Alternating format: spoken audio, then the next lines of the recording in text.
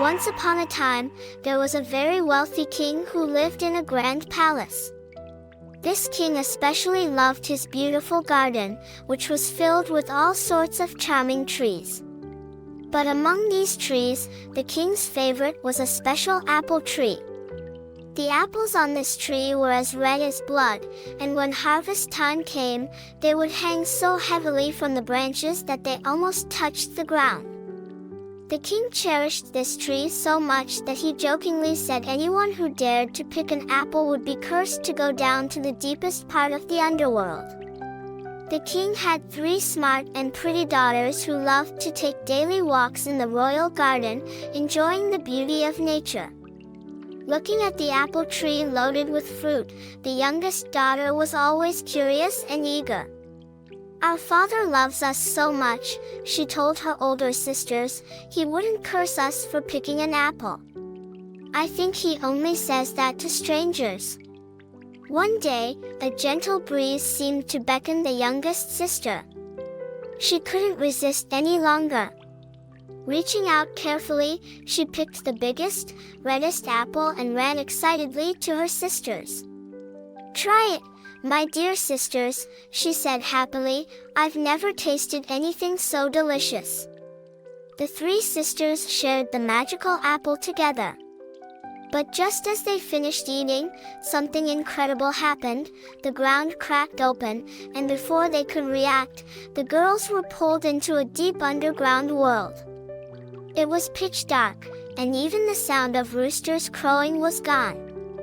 They found themselves in a completely unfamiliar place, where everything was eerily quiet except for their own heartbeats.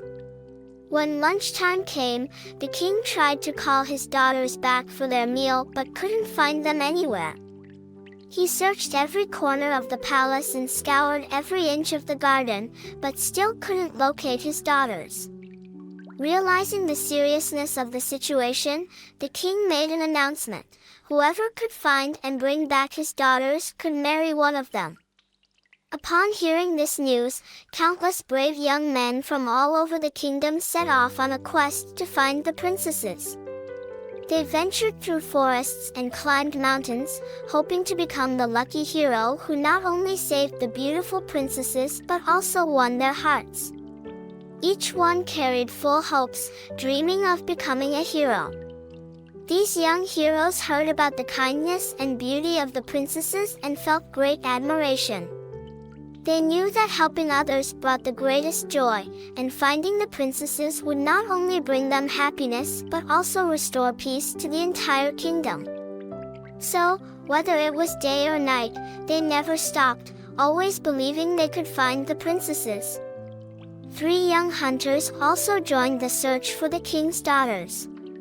After walking for 8 whole days, they arrived at a magnificent castle surrounded by dense woods. The castle looked both mysterious and beautiful, and inside, the rooms were spacious and bright, with elegant furniture.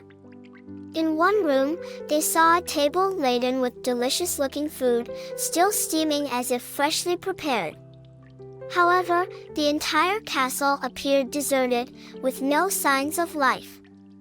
The hunters waited for hours, and the food remained hot.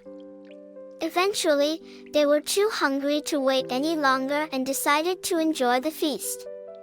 After eating, they agreed to stay at the castle temporarily but needed to draw lots to decide who would stay behind to guard while the others went out searching. The eldest brother drew the short straw and stayed behind, while the other 2 brothers eagerly set off the next morning to look for clues. At noon, a tiny little dwarf appeared and asked the eldest brother for a piece of bread. The brother sliced a piece of bread and handed it to the dwarf, but the dwarf didn't catch it, and the bread fell to the floor. The dwarf then asked the hunter to pick it up for him. As the eldest brother bent down to do so, the dwarf suddenly grabbed a stick, grabbed his hair, and gave him a good beating. The next day, it was the second brother's turn to stay in the house. Just like his older brother, he met the same fate. That evening, when the other two returned, the eldest asked the second brother, "How did it go today?" With a sigh, the second brother replied, "Oh, it was really bad." They then quietly shared their experiences with each other but didn't tell their youngest brother, Hans. They didn't like him much and often called him Silly Hans because he seemed clueless about how things worked in the world. On the third day, it was Hans' turn to stay in the house. Sure enough, the little dwarf appeared again and asked for a piece of bread. When Hans gave him some bread, just like before, the dwarf let it fall to the ground and asked Hans to pick it up for him. But Hans said, "Why can't you pick it up yourself? If you're not willing to do even this small task, you don't deserve food every day." This made the dwarf very angry, and he insisted that Hans pick it up. Instead of complying, Hans grabbed the dwarf and gave him a good beating. The dwarf cried out, "Stop! Stop! If you spare me, I'll tell you where the king's daughters are." Hearing this, Hans immediately let go of the dwarf. The dwarf explained that he was actually a land spirit, one of thousands like him. If Hans agreed to follow him, he could lead Hans to where the king's daughters were hidden. So, they went to an old, dried-up well. The dwarf told Hans that he knew his brothers weren't honest with him. If Hans wanted to bring the princesses back, he would have to do it alone. His brothers would be happy if they found out the princesses were discovered, but they wouldn't put in any effort or take risks. Therefore, Hans had to take a large basket, his hunting knife, and a bell, and lower himself into the well. At the bottom, there were 3 rooms, each containing a princess who was busy picking lice off a multi-headed dragon. Hans had to cut off all the dragon heads. After saying this, the dwarf disappeared. That evening, when the 2 older brothers returned, they asked Hans how his day went. Hans smiled and said, "It was pretty good." Then he told them about the little dwarf who came at noon asking for some bread. Hans gave him some bread, but the dwarf deliberately dropped it on the floor and asked Hans to pick it up for him. When Hans refused, the dwarf started cursing him, which made Hans so angry that he beat him up. After being beaten, the dwarf finally revealed the hiding place of the king's daughters.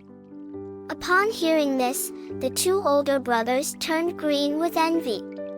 The next morning, they all went to the well together and drew lots to see who would go down first.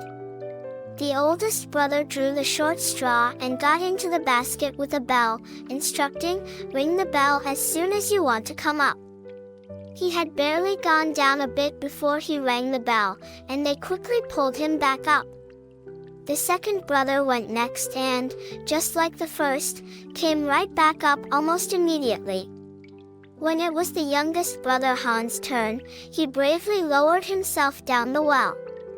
After climbing out of the basket, he drew his knife and approached the first door.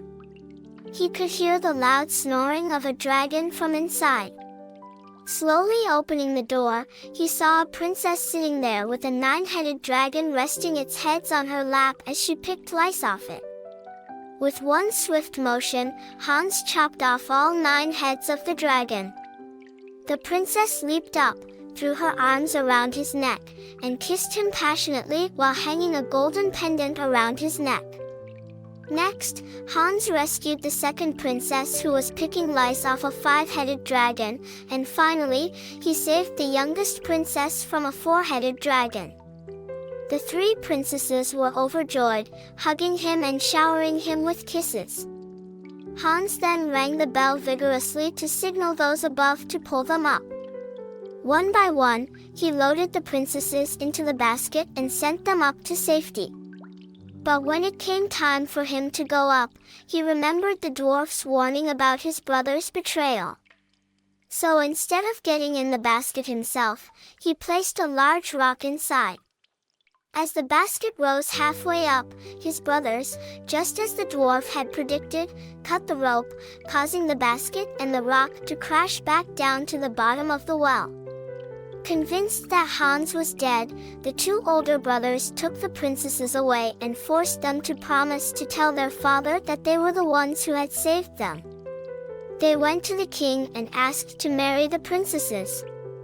Meanwhile, young hunter Hans wandered anxiously through the 3 rooms, feeling hopeless about his chances of survival. Seeing a flute hanging on the wall, he said, "What are you doing up there? Nobody here is happy." Looking at the dragon heads, he muttered, "You can't help me now." He paced back and forth until the floor was smooth from his footsteps. In desperation, Hans took the flute from the wall and played a few notes. Suddenly, several little dwarves appeared. Each note he played brought more dwarves into the room. Soon, the place was filled with dwarves. When he told them he wanted to return to the surface, under the blue sky, the dwarves grabbed hold of every strand of hair on his head and flew him up to the ground. As soon as he emerged, Hans rushed to the palace, where preparations were being made for one of the princesses' weddings. Entering the king's chambers, where the 3 princesses were, they fainted upon seeing him. Seeing this, the king became furious and ordered Hans to be thrown into prison, believing he had harmed the girls. When the princesses regained consciousness, they begged the king to release Hans. The king asked why, but the princesses were hesitant to speak. So, the king suggested they whisper their story to the fireplace. Standing outside, the king listened carefully and learned the whole truth. He then had the 2 older brothers hanged and married the youngest princess to Hans. Dear little friends, Hans not only rescued the princess but also won friendship. Do you have friends who need help around you? Or would you like to be the one who bravely helps others? A true hero is not just strong but also has a heart that loves to help others. What would you do if you were Hans? And that's the end of today's story. See you tomorrow.